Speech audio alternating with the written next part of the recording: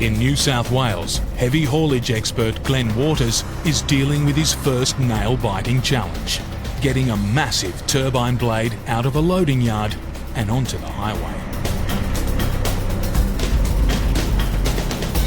50 metres down, 160 kilometres to go. Thanks, guys. At 6 tonnes, each blade is half the weight of a city bus and 4 times as long. Hauling one is a huge test, even for the best. Yeah, it's an eye-opener getting used to these longer loads. You're always thinking about different things as you go along. Take a bit more of the road and be on the wrong side on some of these corners more than what you'd like to be. Sometimes with this job you feel like a circus clown, the amount of head movement that you do watching one mirror to the other to make sure everything's tracking nicely around the corners. Boss Mark is in the rear pilot car.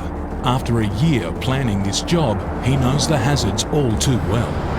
Our biggest concern on this main road is meeting a heavy vehicle on a bad corner where we need to be on the wrong side of the road to take that corner.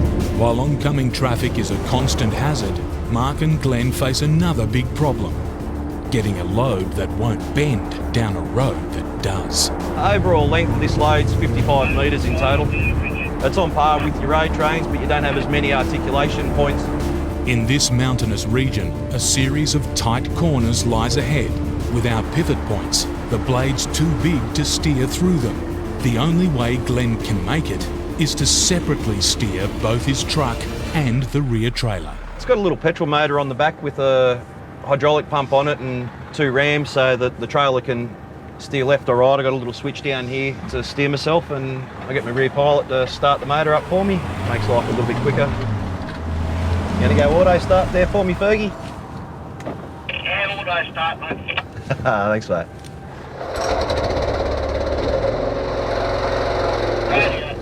Yeah, we're on the move. Down through this section, basically go from one side of the road to the other. The truck will be on the fog line on the wrong side of the road and the trailer will be tagging down on the other side. As he approaches hairpin bends, Glenn must keep both his prime mover and the trailer on precisely the right line.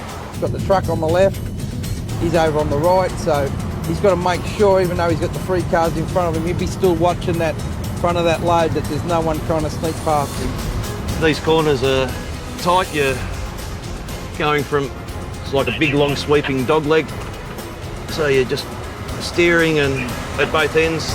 Taking up the entire road, he's relying on the front pilot car to stop any traffic.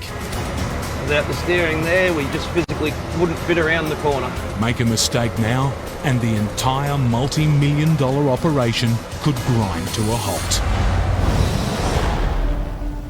On a sleepy Sunday morning, Turbo's $300,000 road train is stranded, in need of a $20 part, behind a mechanic's locked door. But around the back of the workshop, there's hope. On his day off, the mechanics come in. There you go, mate. Just chasing a plug for a Susie coil. Yeah, I'll let the ferrule see. Yeah? Just go and get it. This is one thing that I love about the little country towns. You know, people will always be there to help. They're the ones. And he's got the answer to Turbo's prayers.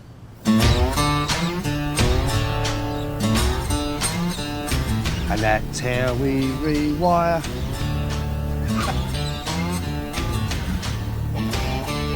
Woohoo! Was they on? I nearly fell ass up then. With the truck repaired, Turbo can get moving. To make up lost time, he has a big day ahead. Go Julian Creek to cross to the Curry, from there into Isa and cross over into Northern Territory. Roughly about the 800 to 900 kilometres for the day.